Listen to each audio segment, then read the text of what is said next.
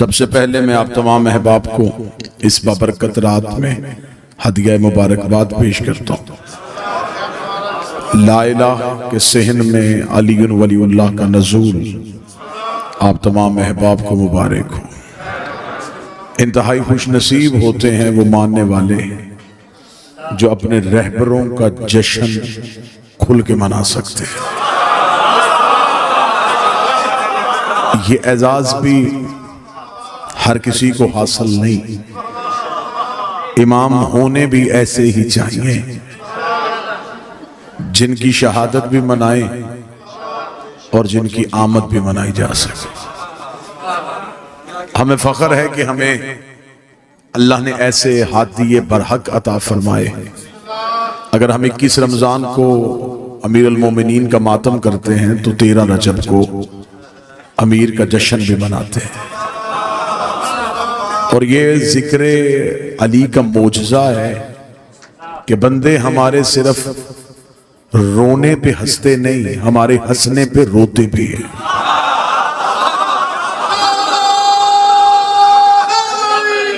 यार लोगों को जब हम रोते हैं तो फिर लोगों को खुशी महसूस होती है, और लेकिन किबला जब हम खुश होते हैं तब लोग गमगीन हो जाते हैं। इस वजह से नहीं होते कि वो हमें खुश देखना नहीं चाहते। खुशी तो हर किसी को अच्छी लगती है, खुश तो बंदा दुश्मन को भी देख के हो जाता है, लेकिन सिर्फ और सिर्फ वजह ये होती है कि बाज़ अहबाब के जहन में ये ख्याल आ जाता है कि काश हमारा भी कोई ऐसा होता ताकि ये जश्न हम भी मना सकते, ये खुशियां हम भी मना सकते, ये चरागा हम भी कर सकते, ये लाइटें हम भी जला लेते। लेकिन लोग लैलतुल कद्र मनाते हैं, मुर्शिदों की रातें नहीं मनाते। लोग कुरान के आने की रातें मनाते हैं। बाज़ अहबाब को यह भी तकलीफ होती है, वो कहते हैं मिलाद का तो तसव्वुर ही नहीं है, मिलाद तो मनाने नहीं चाहिए। ये शिया कहाँ से मिलाद ले आते हैं, कभी नबी का मिलाद है, कभी अली का मिलाद है। जो बंदे सारा साल हमारे मिलाद पे एतराज करते हैं, रजब के बाद शबान, शबान के बाद रमजान, रमजान की आखिरी रातों में एक रात, उस रात पे जिसने सारी जिंदगी एतराज करना है उसने भी मस्जिद में लाइटें भी जलानी है, चरागा भी करना है। उससे पूछोगे आज चरागा क्यों है, वो कहेगा जी आज कुरान के आने की रात है, आज कुरान के आने की रात है। फिर तेरे पास सोचने का वक्त ही नहीं कि कुरान के आने की रात मनाई जा सकती है और जिस घर पे कुरान आया हो।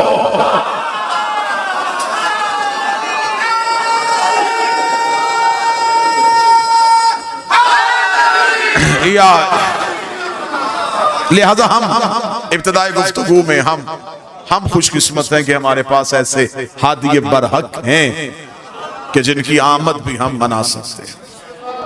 क्योंकि दिन मनाना मुश्किल नहीं होता, लोग दिन ढूंढ लेते हैं। बाबा जी लोगों को रिसर्च कर करके, तहकीक कर करके अगर लोगों को शहादत की तारीखें मिल जाती हैं तो यकीनन फिर लोग कहीं ना कहीं से विलादत भी ढूंढ सकते हैं। लेकिन मसला यह है कि जिसका दिन मनाया जाए उसके लिए चंद चीजों का इल्म होना जरूरी है। सबसे पहले तो मिलाद मनाने के लिए यह बताना पड़ता है कि कहां आए थे। चले मैं जुमला फिर बदल देता हूं, विलादतें मनानी नहीं पड़ती, वल्दियतें बतानी भी पड़ती। फिर बताना पड़ता है कि जिसका दिन मनाया जाए वो कौन है, बाप कौन है यार। लिहाजा सबसे पहली हमारी खुशकिस्मती तो ये कि हमारे पास इमाम ऐसे जिनका हम जश्न और खुशी मना सकते। अब उससे आगे आ जाए तो उससे आगे आके फिर जब हम बेगानों से निकल के अपनों में आते हैं तो फिर एक बहस एक नई शुरू हो गई है, जिस बहस को कतन होना ही नहीं चाहिए कि पैदा होते हैं या नाज़िल होते हैं। मैं इंतहाई इमाम हुसैन का सबसे छोटा जाकर हूं। मैं इन हस्तियों की ना इस्मत पे बहस कर सकता हूं, ना मैं इन हस्तियों की खिलकत पे बहस कर सकता हूं कि पैदा होते हैं या नाज़िल होते हैं। मेरे नजदीक ये दोनों ही लफ्ज ठीक है। किबला तशरीफ फरमाए, अहले इल्म है ताईद फरमाएंगे, जो चीज नाज़िल होती है वो भी बुलंदी से पस्ती की तरफ आती है। तो जिनके सफर को मेराज कहा जाए, उनके बारे में तो मैं ये भी इस्तेलाह इस्तेमाल नहीं कर सकता। मैं अब एक लफ्ज़ में रह सका, अब मैं एक लफ्ज़ एक नया आज के जश्न के हवाले से आपको हदिया करना चाहूंगा। और यकीनन रावलपिंडी में अकीदा पढ़ा भी जाता है, अकीदा सुना भी जाता है। ये लफ्ज़ अच्छा लगे तो आपने नौकर को तायद कर देनी है कि आज के जश्न के हवाले से ये जुमला बड़ा अच्छा था। क्योंकि मेरे 5वें बादशाह से आगे एक सहाबी ने पूछा था कि मौला एक मोमन दूसरे मोमन से मिले तो बेहतरीन तोहफा उसे क्या देना चाहिए? अच्छा लिबास दे, बेहतर खुशबू दे, या अच्छी सवारी दे? इमाम ने फरमाया नहीं, जब भी हमारा शिया दूसरे शिया से मिले तो सबसे बेहतर तोहफा ये है एक दूसरे को हमारे फजाइल सुनाया करो, एक दूसरे को हमारी फजीलतें सुनाया करो। और अगला जो इमाम ने अजर बताया आज के जश्न के हवाले से वो अजर भी सुन लेना। इमाम ने फरमाया हमारे 2 शिया जब हमारी फजीलत में खुश होके एक दूसरे के गले मिलते हैं, उनकी बाहें छोड़ने से पहले 14 का अल्लाह उनके गुनाह माफ कर देता है। ये सिर्फ हमारी फजीलत की वजह। अब किसी ने कहा कि पैदा हुए और किसी ने कहा नाज़िल हुए। मैं यहां एक लफ्ज बेहतर इस्तेमाल करने लगा। मैं बार बार मुकम्मल तवज्जो चाहूंगा उस लफ्ज के लिए। बाबा जी एक लफ्ज के ये पैदा होते, दूसरा लफ्ज के नाज़िल होते। मैं एक लफ्ज इस्तेमाल करूंगा, न पैदा न नाज़िल। ये एक महदूद मुद्दत के लिए जब इंसान को अपने आप को देखने की ताब बख्शे, उस लम्हे को इनका आना कहते हैं।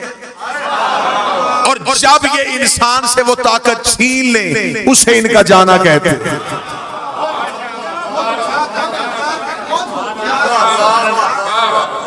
ये मौजूद थे, मौजूद हैं और मौजूद रहे। थोड़ी देर के लिए जो इनका मुद्दत इनकी ज़ाहरी हयात तैयबा का तय्युन किया जाता है, तब इन्होंने जमाने को ये इजाजत बख्शी थी कि जमाना इन्हें देख सके। ये जमाने से पहले हैं, ये जमाने के बाद नहीं। ये जमाने के बाद होते तो ये इमाम जमाना ना होते। ये जमाने से पहले है, ये जमाने के बाद नहीं। अब आपके सामने मैंने इस बादशाह की इज्जत और मिदत बयान करने के लिए, क्योंकि हमारे लिए सबसे बड़ी खुशकिस्मती है कि हम फख्र के साथ कह सकते हैं कि हमारे अली काबा में आए। और ये भी एजाज किसी के पास नहीं है, ये भी फख्र किसी के पास नहीं है। और लोगों ने रवायतें मिटाने की कोशिश की है। लोग रवायतों को तो ज़ईफ कह सकते हैं या किताबें बदल सकते हैं, लेकिन किताबें मिट सकती हैं। काबे की दीवार से वो निशान तो आज भी नहीं मिटा, काबे की दीवार में वो निशान आज भी मौजूद है।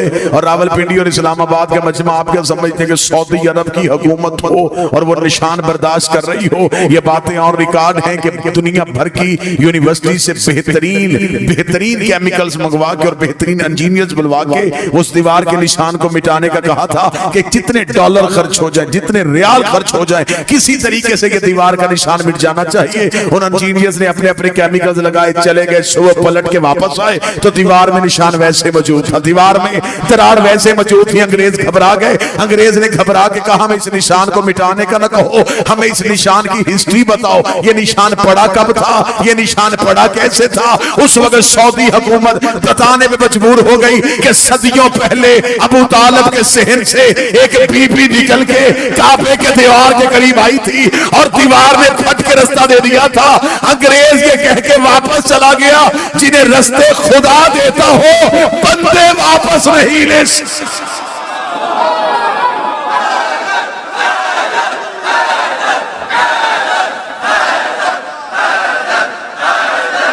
सारे बोले मिलके हैदरी।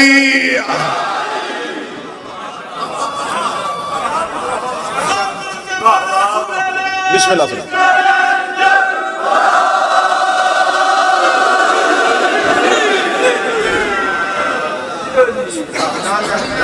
दीवार ने फट के रास्ता दे दिया और यहां से एक नबी की मां को निकाला गया। तो जो पूरी साहबान हटाया नहीं गया। बीबी मरियम रहती ही अल्लाह के घर में बरबतूल, खुदा ने अपने घर से एन नज़ूल हजरत ईसा के वक्त का, मरियम चले जाए, ये इबादत खाना है, जिचा खाना है। यहां बच्चे नहीं आते, यहां सजदे होते।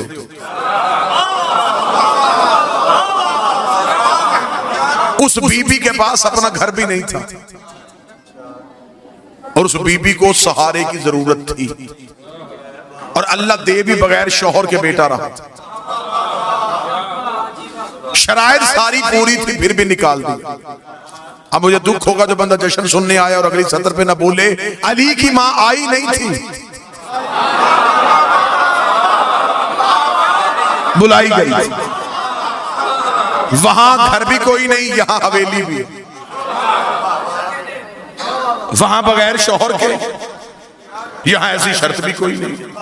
तो मेरे मालिक उसे ऐन वक्ते नजूल ईसा के वक्त निकाल दिया, इसे ऐन नजूल अमीर के वक्त बुला लिया। उसे हटाया क्यों, इसे बुलाया क्यों, उसे हटाया क्यों, उसे बुलाया क्यों? जो बंदे आज बैठ के अली वलीउल्लाह पढ़ने वालों पे कभी शिर के फतवे कभी कुफ्र के फतवे लगाते हैं, अजब नहीं कि आवाज़े परवरदिगार आए कि मैंने मरियम निकाल के भी तौहीद बचाई है, अली की माँ को बुला के भी तौहीद बचाई है। मेरे मालिक तौहीद कैसे बची? फरमाया अगर मरियम मेरे घर में ईसा को पैदा कर देती, क़यामत तक के लिए ईसाइयों के पास दलील हो जाती कि बेटा था तो बाप के घर में पैदा हुआ, बेटा था तो बाप के घर में पैदा हुआ। अच्छा मेरे मालिक इसलिए तूने मरियम को निकाला, फिर अली की मां को क्यों बुलाया? फरमाया अली की मां को बुला के तौहीद इसलिए बचाई है कि मुझे खबर है दुनिया ने अली को अल्लाह का बेटा नहीं, दुनिया ने अली को अल्लाह कहना है। मैं अली को काबे में उतारूंगा, जब भी तेरा रजब आएगी शिया सुन्नी कहेंगे अली अल्लाह के घर में आया, अली अल्लाह के घर में आया, अली अल्लाह के घर में आया। मैंने जमाने को बताया है अली और है अल्लाह।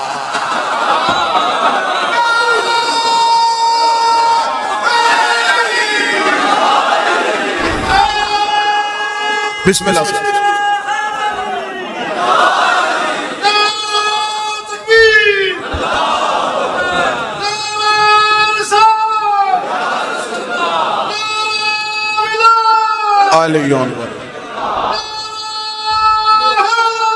या हमने अली को अल्लाह के घर में उठाया। फिर जहां बीबी गई है, मैंने आपके सामने कुरान की एक आयत पढ़ी, खुदा कहता जो पहला घर इंसान की हदायत के लिए बनाया, जो हमने वज़ा किया इंसानियत की हदायत के लिए, वो मक्का वाला। और खुदा ने कहा उस घर का काम यह है कि वो आलमीन को हदायत करता है। सर ना हिलाइएगा, जुबान को ज़हमत दीजिएगा। खुदा ने कुरान में कहा है कि काबा हदायत करता है और काबे की पकीजगी पे किसी को कोई शक नहीं, क्योंकि हाथी का पाक होना जरूरी है। काबा करता है हदायत, काबा करता है जमाने को बाबा हदायत, और हाथी का हदायत के लिए बोलना भी जरूरी है। खुदा कुरान में कहता है कि काबा हदायत करता है। जश्न का माहौल है, मुस्कुराया भी जाए तो इबादत है। जो काबा हदायत करता है, बाबा जी मैंने उसी काबे के गिर्द लोगों की जेबें भी कट होती देखी, और खुदा कहता है ये हदायत करता है। अगर काबा हदायत करता है तो काबा रोकता क्यों? इसका मतलब है कि काबे की हदायत का मियार ढूंढना पड़ेगा कि काबा हदायत करता कैसे, काबा हदायत करता कैसे। बाज दफा होते हैं बुजुर्ग ने बच्चे का हाथ पकड़ा होता है, गली में जाते जाते सामने वाली बिल्डिंग की तरफ इशारा करके, बेटा ये सामने स्कूल है ना, मैं यहां से पढ़ा था। पढ़ाया स्कूल है नहीं, उसके अंदर कोई उस्ताद है। जो बंदे चुप बैठे हैं, बंदा बस में बैठ के साथ वाली सवारी को कह रहा होता है कि मुझे उस अस्पताल से शिफा हुई थी, नब्से अस्पताल ने नहीं देखी, उसके अंदर कोई डॉक्टर है। पढ़ाया स्कूल ने नहीं, उसके अंदर कोई टीचर है। फिर काबा भी हदायत नहीं करता, अंदर देख अंदर कोई हाथी है, जिसकी वजह से खुदा ने कहा कि मेरा काबा हदायत कर। और जिस काबे को खुदा ने हाथी करार दिया, ये काबा असल नहीं। मैं अहले इल्म हजरात की मौजूदगी में जुमला कहूं, जिस बैतुल्लाह की तरफ मुंह करके सजदा किया जाता है, ये काबा असल नहीं। ये है बैतुल मामूर की शबी, ये है जमीन का मरकज, वो है आसमान का मरकज। ये काबा उस काबे की शबी। लोग असल को सजदा नहीं करते,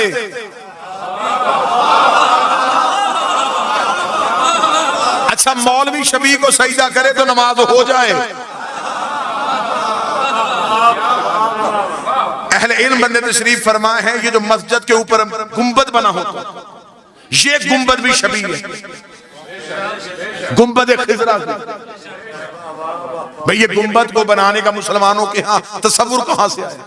इन्होंने रसूल के रोजे पे गुंबद देखा, उसी गुंबद को मस्जिद के ऊपर बनाया, उस मीनार की शबी मस्जिद में रखी, फिर उसी मस्जिद के अंदर एक मिंबर रखा। वो मिंबर था, वो भी रसूल के मिंबर की शबी थी। जो ऊपर गुंबद है वो भी शबी, जो नीचे मिंबर है वो भी शबी। दुख मुझे तब होता है जब शबी के नीचे शबी पे बैठ के मौलवी कह रहा होता है कि शबी देखने से निकाह टूट जाता। जिसके नीचे बैठा वो भी शबी, जिसके ऊपर बैठा वो भी शबी।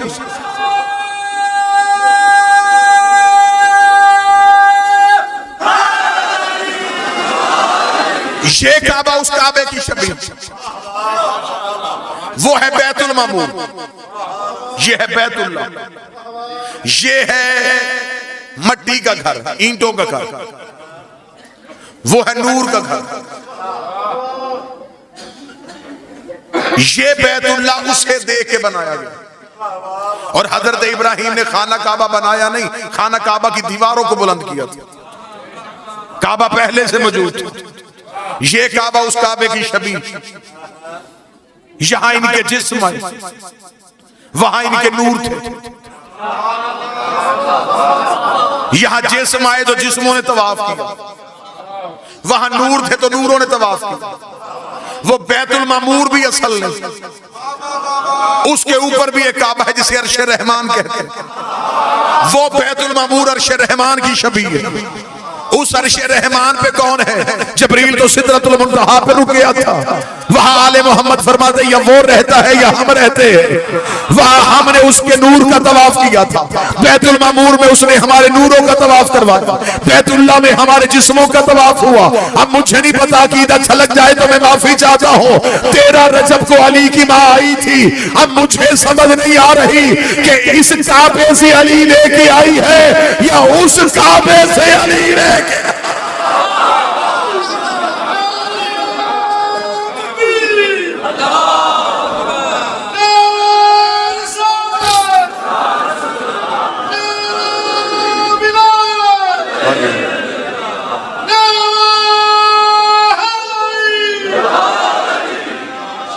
आज की रात प्योर मवालियों की रात है।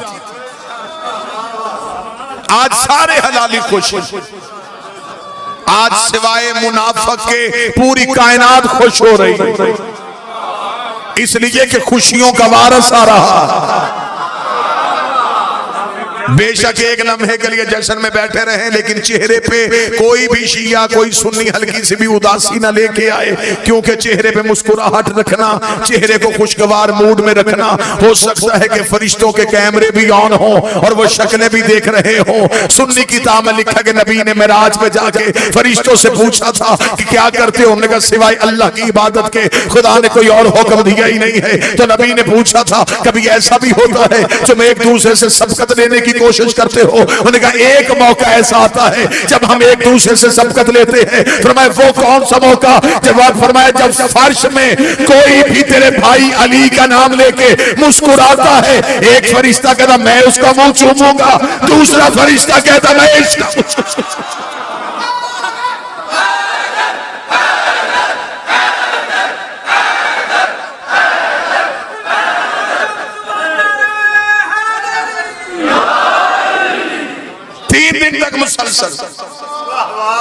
मादरे अमीर उल मोमिनीन खाना तौहीद में मेहमान रही। कतन कोई भी बंदा अली की मां की इस्मत पे शक न करे। बतूल न होती तो काबे के सहन में न होती। तौहीद की मेहमान किसी किताब से साबित करो कि हजरत अबू तालिब ने रोटी भेजी हो। खाना हजरत अबू तालिब के घर से आया। 3 दिन अल्लाह के घर में मेहमान बन के बैठे और खुदा ने कुरान में कहा मेरे काबे में 4 काम होते हैं, रकू होता है, सजदा होता है, तवाफ होता है और एतकाफ होता है। 4 काम अल्लाह ने काबे के बताए, तवाफ, रकू, सजदा, एतकाफ। तवाफ काबे के अंदर नहीं, बाहर। रकू काबे के अंदर नहीं, बाहर। सजदा काबे के अंदर नहीं, एतकाफ काबे के बाहर नहीं। खुदा ने कुरान में कहा मेरे काबे में एतकाफ होता है। मौलवी सर पे कुरान रख के बताए सिवाय अली की मां के काबे में बैठा कौन है जिसके बैठने को अल्लाह ने एतकाफ कह के पुकारा? मुसलसल 3 दिन तक अली की मां तौहीद की मेहमान। 13 रजब को गई, 16 रजब को आई। एक दिन भी हजरत अबू तालिब शहजादी को ढूंढने के लिए काबा नहीं आए। खबर थी कि जिसकी अमीना थी वो नूर इलाही का नजूल। 3 दिन तक मुसलसल रही और बीबी खाना काबा की चाबी भी इसी घर में रहती। आई दीवार से। बीबी अगर दर से आ जाती, आज मौलवी कह देता चाबी जो घर पड़ी थी, तो घर से चाबी लेके अली की मां आ गई। खुदा ने दरवाजे से नहीं, दीवार से बुलाया। यह जुमला मुझे याद आ गया किबला ज़ैदी साहब का। वो कहते दर था, दीवार पे लगना था। दर पे नहीं आता, दर दीवार पे होता। 3 दिन तक मेहमान रहे। 16 रजब को रसूल आए। किसे लेने के लिए? अली को लेने के लिए। किसी एक किताब से साबित करो रसूल कुरान लेने कहीं गया। कुरान नबी को ढूंढता हुआ आया। नबी मस्जिद में होते थे, कुरान मस्जिद में आता था। नबी मिंबर पे होते थे, कुरान मिंबर पे आता था। नबी मैदान में होते थे, कुरान मैदान में आता था। आयतें नबी के पीछे गई, नबी आयतों के पीछे नहीं आया। जो कुरान लेने कहीं नहीं जाता था वो अली को लेने के लिए काबे के दरवाजे के करीब आया। इधर मादर अमीर अल मोमिनीन के हाथों पे अली था। किताबें कहते हैं यहां तक कि अहले सुन्नत के कौसर नियाज़ी ने भी लिखा कि रसूल ने अपने हाथों को जल्दी से बढ़ाया, फरमाया अम्मा ये अमानत मेरे हवाले कर। अली का रसूल के हाथों पे आना था। अली ने आंखें खोली, आंखें खोल के पहली नजर नबी के चेहरे पे पड़ी। पहली नजर का नबी के चेहरे पे पड़ना था। रिसालत ने इमामत की खुराक का बंदोबस्त किया। रसूल ने अपनी जुबान से निकाल के अली के तहन में दी। नबूवत के सीने से इल्म के चश्मे फूट फूट के इमामत के तहन में मुंतकिल होना शुरू हुए। जमाना समझ रहा था कि शायद भाई भाई को जुबान चुसा रहा है। आखिरी नबी पहले इमाम का इल्म मुंतकिल कर रहा था। नबूवत अली को इल्म दे रही थी। या अली ने अपनी आंखें खोली। रसूल ने अली को हाथों में उठाया हुआ था। रावलपिंडी गिरदो नवा का मजमा जो जश्न अमीर बनाने के लिए आया है, रसूल ने अली को यूं सीने से लगाया, लगा के कहा मेरे अल्लाह पहली बार मेरे हाथों पे अली आया है। मेरा जी चाहता है मैं अली को काबे के शहर में ऐसे लोरी दूं जैसे मक्के में अबू तालिब ने मुझे अपने हाथों पे लोरी दी थी। रसूल ने हाथों पे उठा के कहा लहमो का लहमी, दमो का दमी, जिस्मो का जिस्मी, हरबो का हरबी, बुग्सो का बुग्सी, अदुवो का अदुवी, अंत मिन्नी वाना मिनका। ऐ अली तेरा खून मेरा खून है, तेरा जिस्म मेरा जिस्म है, तेरा गोश्त मेरा गोश्त है, तेरी हड्डियां मेरी हड्डियां है, तेरे दोस्त मेरे दोस्त है, तेरे दुश्मन मेरे दुश्मन है। अंत मिन्नी वाना मिनका। तो मुझसे है मैं तुझसे हो, तो मुझसे है मैं तुझसे हो। नबी लोरी दे रहा था। ये नबी को अपने पांव पे जबरील के पैरों की सनसनाहट महसूस हुई। जबरील का खुदा कह रहा है खर्चे सारे मेरे, अली सारा तेरा। एक लोरी अपनी तरफ से दी है, एक लोरी अल्लाह की तरफ से दे।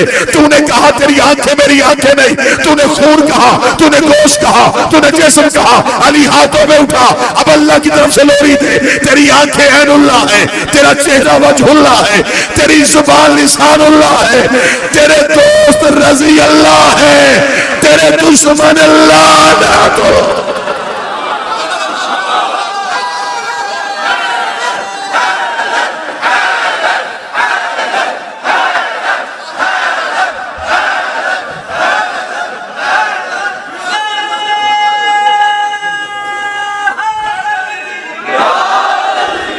जुबान रिसालत।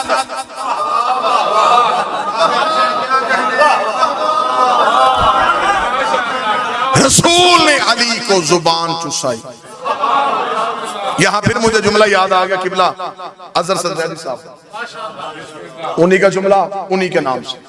वो कहते जब रसूल ने अपनी जुबान अली के मुंह में दी, अली ने आंख के खोल के जमाने को बताया, शरीफ जुबान दे के वापस लिया नहीं करता।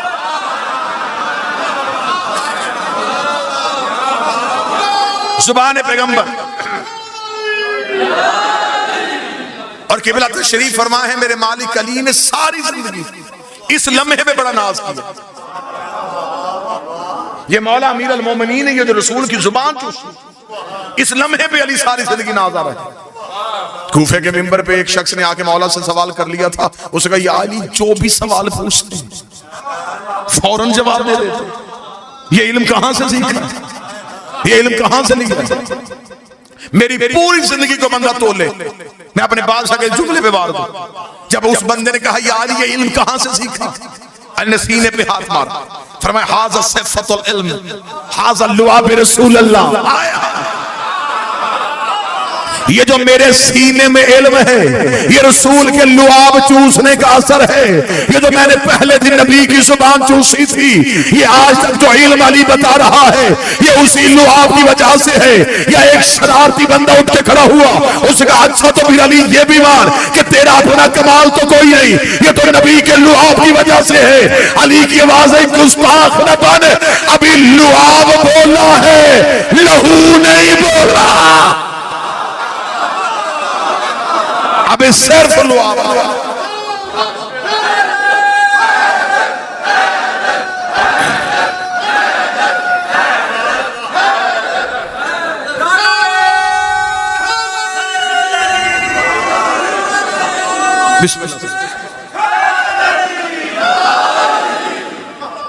अभी सिर्फ लुआबे पैगंबर बोले, यानी कि अभी तक दुनिया में जितने अलूम हैं, ये सारे कहां से खुले? अमीर अल मोमिनीन की वजह से। कार्लाइल का एक जुमला है बड़ा खूबसूरत, उसने बड़ा खूबसूरत जुमला कहा। वो मजहब के एतबार से ईसाई था, लेकिन मुसलमानों को शर्मिंदा कर गया वही जुमला। बाबा जी उसने कहा, काश दुनिया अली को मैदान जंग में मसरूफ न रखती। उसने कहा, कितने बदनसीब हो मुसलमानों, तुम्हारे पास अली जैसी शख्सियत थी।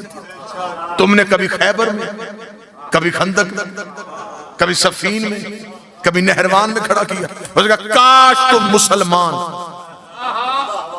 अली को तलवार दे के मैदान में खड़ा ना करते, अली को सिर्फ मिंबर पे बिठाया जाता। ये सिर्फ बोलता। उसने कहा, अगर इसे सारी जिंदगी बोलने दिया जाता तो ये इल्म की इतनी दुनियाएं तख्लीक कर देता कि क़यामत तक रिसर्च की जरूरत ही न पड़ती। क़यामत तक रिसर्च। आज दुनिया के पास जितना इल्म है, इस सब की इब्तिदा जो है वो अमीर अल मोमिनीन से मिले। हर इल्म की गिरहा खोल के जमाने के सामने फेंका है। और अली फरमा रहे जितना इल्म है ये रसूल के लुआब की वजह से, रसूल के लुआब की वजह से। सुन्नी किताबों में हदीस दिखाने के लिए तैयार हो, किबला मेरी ताईद फरमाएंगे। अहले सुन्नत किताबों में लिखा है, ये जितने अंबिया बने थे ये नबी के पसीने से बने थे। इस नूर से जो नूरानी पसीना जारी हुआ, पसीने से मुराद ये नहीं होता बदन का पसीना।